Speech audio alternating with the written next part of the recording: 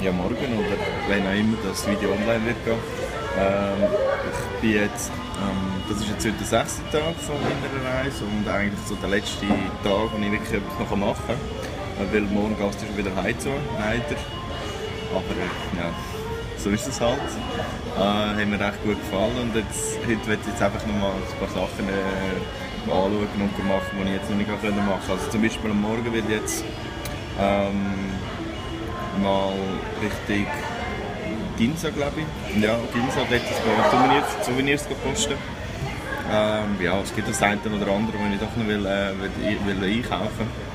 Weil ich gar nicht gesehen, in der Nähe dort gibt es einen Laden, wo es nur Essstäbe gibt, also Chopsticks gibt. Ich muss mal schauen, ob ich etwas finde, was mir dazu sagt.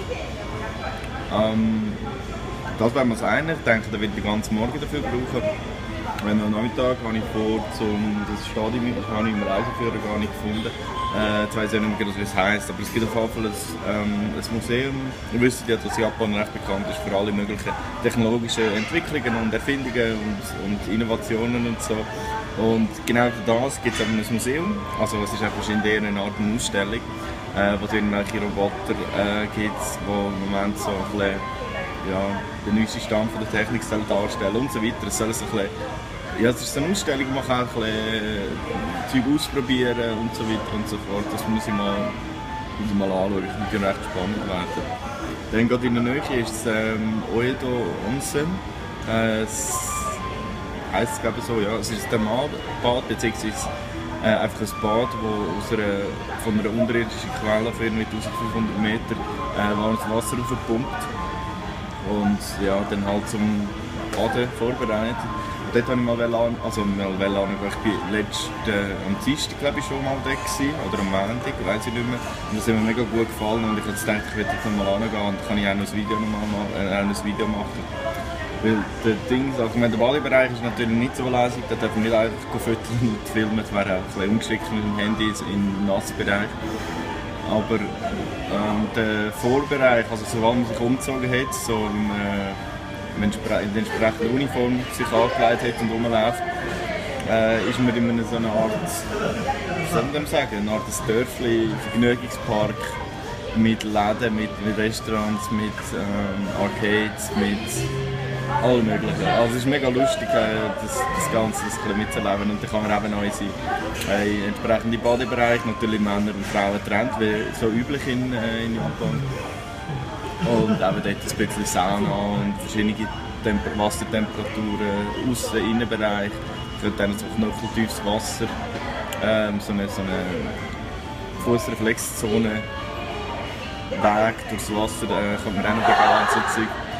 Mal schauen. Aber wie gesagt, ich war schon mal und es hat mich jetzt in die Reize nochmal zu gehen und ich denke, das wird am Alltag machen und das wird jetzt ein bisschen das Programm sein.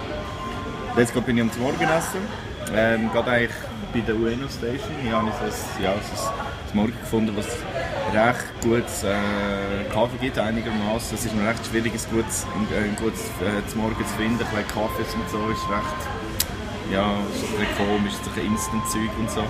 Das ist aber einigermaßen gut und sie haben so ein gutes Sandwich und so also Sandwich kann man nicht sagen, so Fastfood-Zeug, zeige ich euch schnell.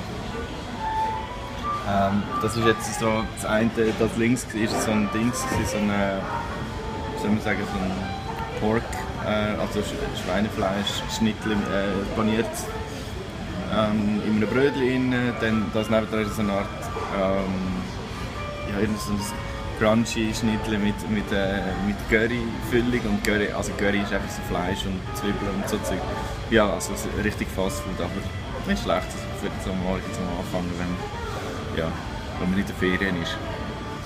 Ja, das ist das, was ich jetzt heute vorhabe, am letzten Tag heute und dann muss ich dann langsam so als Packen denken und die vielleicht Vorbereitungen, Web-Check-In und so Zeug machen.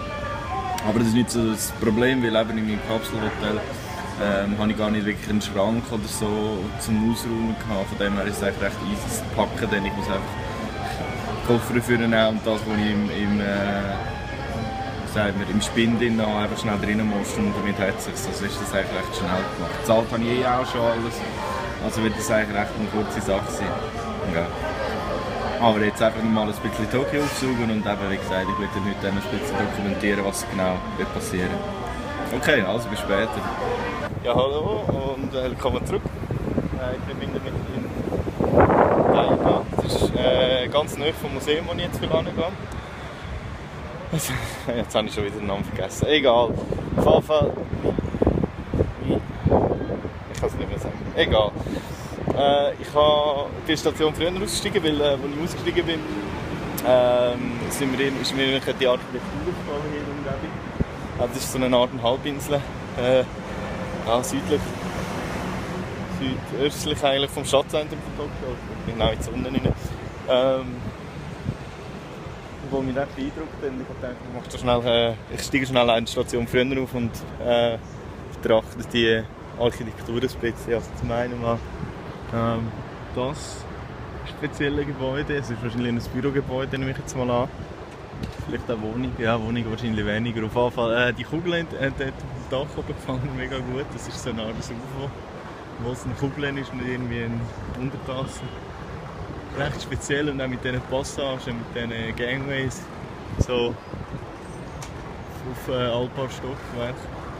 Mit den Lücken dazwischen, das gefällt mir mega gut. Hat etwas von einem Robu, obwohl es eigentlich kein Robu ist. Die mega cool. Das andere ist die Strecke, wo ich gekommen bin. Also ich bin da mit dem Zügel gefahren, ich bin über die Brücke aus.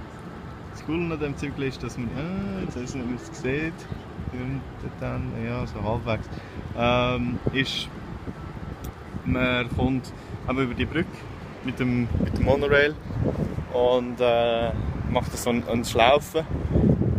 Mit dem Zügel, damit das Zügel die richtige Höhe hat, um über die Brücke zu kommen.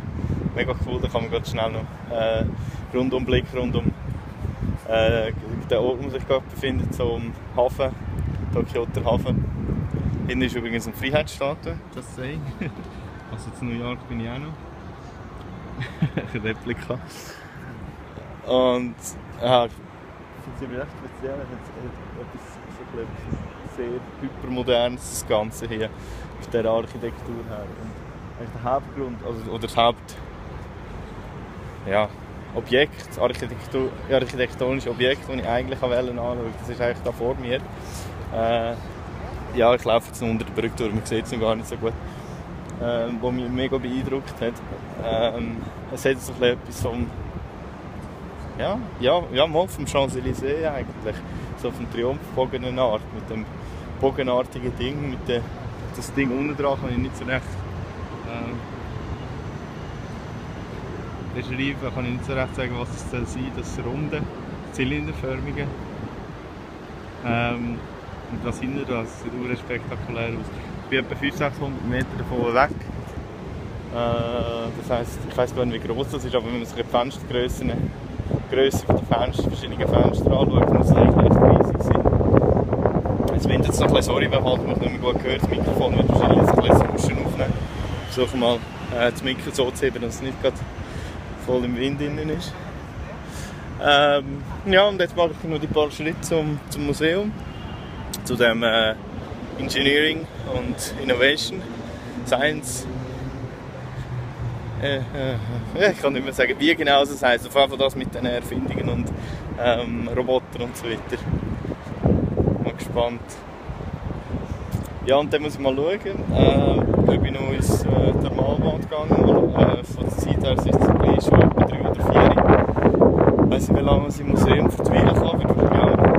Je nachdem, wie gut es ist, würde ich auch echt Zeit verbrauchen. Aber ja, das ist auch okay. Ich meine, ich war schon im Thermalbad. Und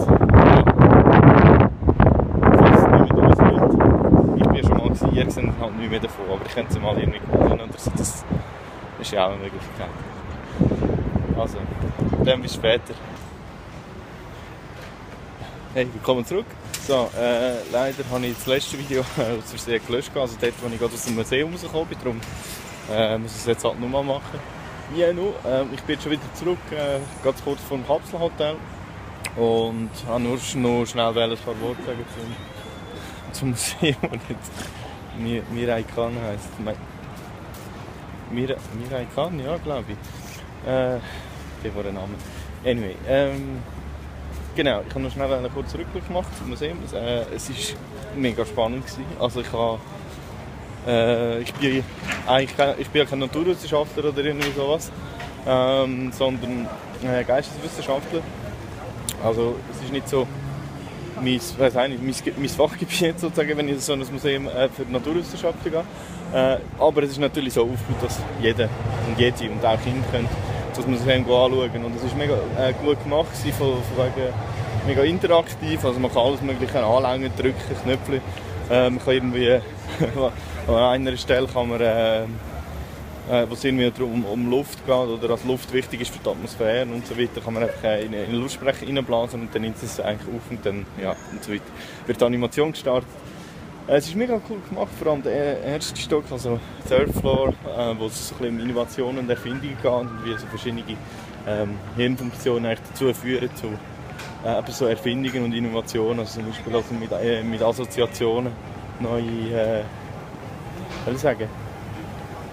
Sachen zusammensetzen, die eigentlich gar nicht unbedingt zusammengehören, aber oder manchmal auch irgendwie durch Zufall oder durch einen Unfall, dass irgendetwas passiert und man dann irgendwie durch das richtige Umfeld und mit der richtigen Umgebung dann kann eben zu so Erfindungen und so kommen. Also Penicillin ist zum Beispiel so erfunden worden. Die haben eine Folie zum Beispiel noch gezeigt, dargestellt, wo es ist ein Polyethylen eigentlich und grundsätzlich ist es so, dass Plastik ja nicht leitend ist, also Elektrizität nicht leitet.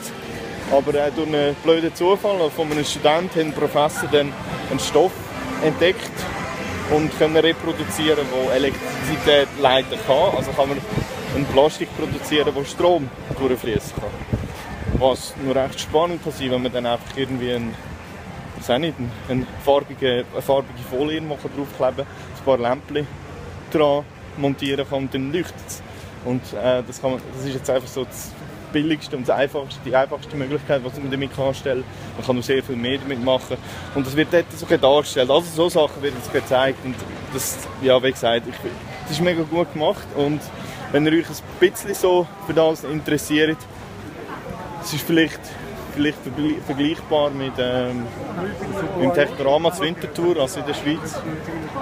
Wenn euch das so ein bisschen interessiert, könnt ihr das selber anpacken und ausprobieren und ein bisschen etwas dabei lernen, kann ich das Museum nur empfehlen. Also ist ein Besuch wert. Ich bin jetzt ohne Probleme etwa 3,5 Stunden eigentlich, habe ich dort drinnen verbracht. Oh, jetzt ist es ein bisschen voll und laut. Habe ich ohne Probleme etwa 3,5 Stunden dort drinnen verbracht und hätte wahrscheinlich noch länger können. Also, es ist auch abgesehen davon ein mega cooles Gebäude, wo sich auch von dem her lohnt anzuschauen. Ja, ich denke, das war sicher das letzte Video für heute gewesen.